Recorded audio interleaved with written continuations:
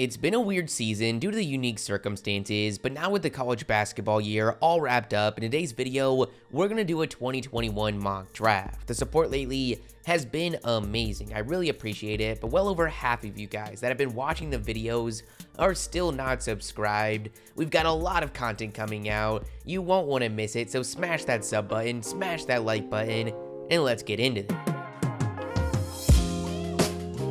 Right now, the worst record in the league and the best odds at the #1 pick in the draft is in the hands of the Minnesota Timberwolves. They've been a disaster. They've had to deal with a lot of injuries, but the fact that they've had 3 #1 picks since 2014, 2 of which are still on the roster and are still at the bottom of the league is ridiculous. I feel this is their last opportunity if they really have any hope on turning things around and holding on to Karl-Anthony Towns. Luckily for them, if they get this #1 pick, their decision is made for them. They're going to take Oklahoma State point guard Cade Cunningham. Cade Cunningham went into the season as a clear-cut, projected #1 pick. He could have probably averaged 12 points, shooting 30% from 3, and still had the case to be the #1 selection, but that's not what we saw. As a 6'8" point guard, he averaged 20 points, 6 rebounds, and 4 assists, shooting 44% from the field and 40% from 3 on over 6 attempts.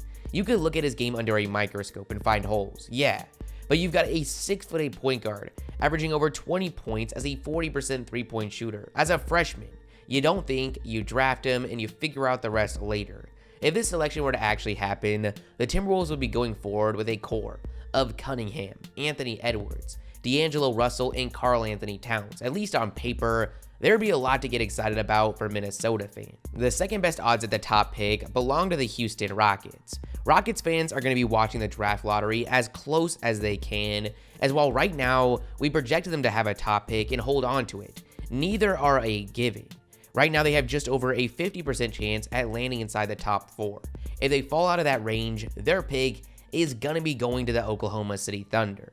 But here at 2, I think their decision is pretty clear, all things considered, and that's Gonzaga point guard Jalen Suggs. He's had a really interesting season. Gonzaga almost never has a one-and-done player. They've never had this high of a recruit. For him to come in and run this offense was really impressive. He was a huge part of them being just 1 game away from a perfect season. The 6'4" point guard averaged 14 points, 5 assists, and 5 rebounds, shooting 50% from the field and 34% from 3. He's super well-rounded on both ends. He'd be going to a team with some solid pieces going forward in Kevin Porter Jr. and Christian Wood. Them walking away from this draft with a floor general like Suggs, I think would be a great move. The Pistons are going to be coming in at 3. Aside from landing a most improved candidate in Jeremy Grant, there hasn't been much to get excited about in Detroit, and it should be no surprise that they've got some of the best odds in the lottery.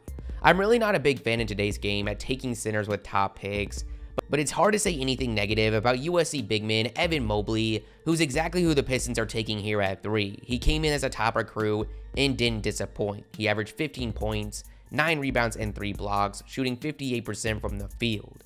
The coordination at that 7-foot frame, you just don't see very often, giving him a crazy amount of upside, and I think it'd be an exciting selection for Pistons fans. At 4, we've got the Orlando Magic, and this is another one where, considering who is off the board, their decision is simple. They're taking Jalen Green.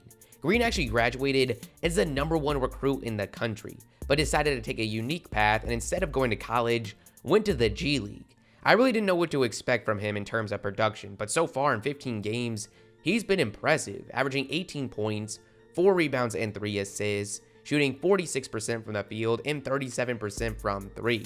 We all knew Jalen Green could just jump out of the gym. There was no denying the talent, but seeing him be this good of a shot creator, shooting this well from 3 and from the line, really makes me confident in him going forward, and personally, I would just love to see him fall in the hands of the Thunder. The Magic at the deadline went headfirst into a rebuild after trading away both Aaron Gordon and Nikola Vucevic. Landing a player like Green would really be a great start in their new direction. Right now, the consensus seems to be, and I would have to agree, that this is a 5-player draft, similar to how the 2019 NBA draft was really top-heavy with a sharp fall-off of the level of prospect after Zion, RJ, and Zion. In this case, we're seeing a big fall-off after the 5th pick, which is in the hands of the Thunder, who are taking Jonathan Kuminga. Kuminga is another guy that decided to go to the G League instead of college. He has a ton of potential with crazy athleticism at a 6'7" frame, but unlike Green, his production's been kind of disappointing, which could cause him to fall even further leading up to the draft. With the 6th pick, we've got the Cavs, and it looks like their future's bright with their young guard duo of Colin Sexton and Darius Garland. In this mock, I've got them grabbing the top power forward, Scotty Barnes. Barnes came in as a pretty high recruit, and he's been solid. His stats weren't anything crazy at Florida State, as he averaged 10 points, shooting 28% from 3, but he's extremely well-rounded on both sides. His playmaking at the 4 and his frame has really made him a top prospect, and I think he'd be a great addition to this Cavs roster. The 7th pick belongs to the Wizards, and they're going to be taking former Duke forward Jalen Johnson. I say former because he actually decided to part ways with the team before the season even ended, a decision that I thought might really hurt his stock, but that hasn't appeared to be the case. He's a 6'9" forward who can play on the wing. He's hyper athletic, and in the 13 games, he averaged 11 points and 6 rebounds, shooting 52% from the field and 44% from 3. Considering the Wizards situation, they need to go for upside, and that's exactly what you get with Johnson. The 8th pick is in the hands of the Raptors. This is such an interesting team when it comes to the draft, as I really didn't expect them to be here. It's crazy to think about the scenario where they jump higher in the draft. Just imagine, they land the top pick and have a core of Fred VanVleet, Pascal Siakam, OG Anunoby, newly added Gary Trent Jr., and Cade Cunningham. That truly sounds scary, but here at 8, with no clear position to address and the fact that they're probably not looking to be in a rebuild, I've got them taking a safe pick in Corey Kispert. You're not drafting Kispert with the expectation he's going to be the future face of your franchise. You're drafting him with the expectation that he's going to come in and produce off the bat, especially from the three-point line. He had one of the craziest college seasons we've ever seen statistically. He averaged 19 points, shooting 53% from the field and 44% from 3 on almost 7 attempts. Insane, and I think he'd be a great selection for the Raptors here.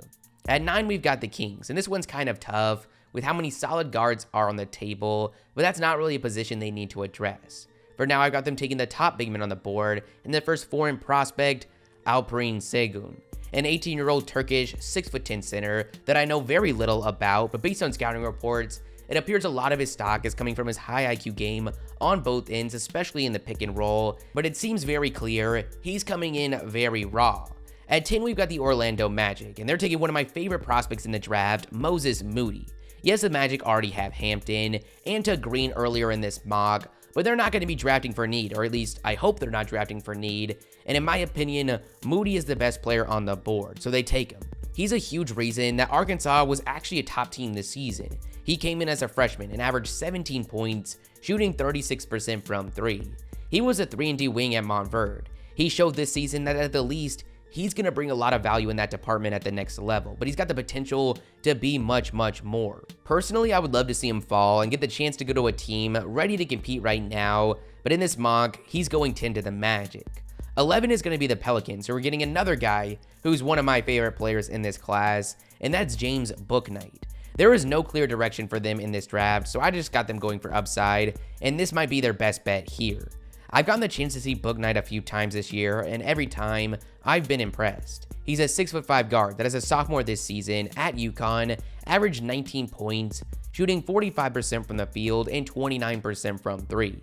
Now that efficiency doesn't tell the full story. He was a one-man show at UConn. That was very clear in the NCAA tournament. Without him doing everything on the court, they were lost. The talent he has with the ball in his hands is some of the best in the draft. I really think he's going to thrive with the spacing we see at the next level. The Pacers are at 12. They've got a lot going for them with their front court of Sabonis and Turner.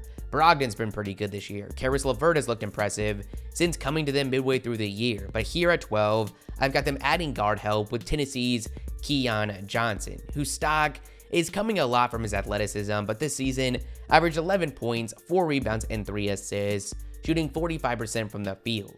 The Spurs are at 13 and grab Franz Wagner, brother of Moritz Wagner. Franz is such an interesting prospect as he's got a similar frame to his brother at 6'9", but a lot of the times this season was playing the point guard position.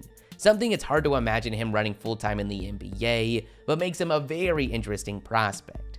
In his sophomore year, he averaged 13 points, 7 rebounds, and 3 assists, shooting 34% from 3. To me, he just screams Spurs. For the last pick of the lottery, we've got the Golden State Warriors, who are going to be adding to their backcourt, taking one of the biggest stars of the tournament, Baylor's Davion Mitchell. Mitchell isn't young. He was a 4-year player in college, including a transfer season.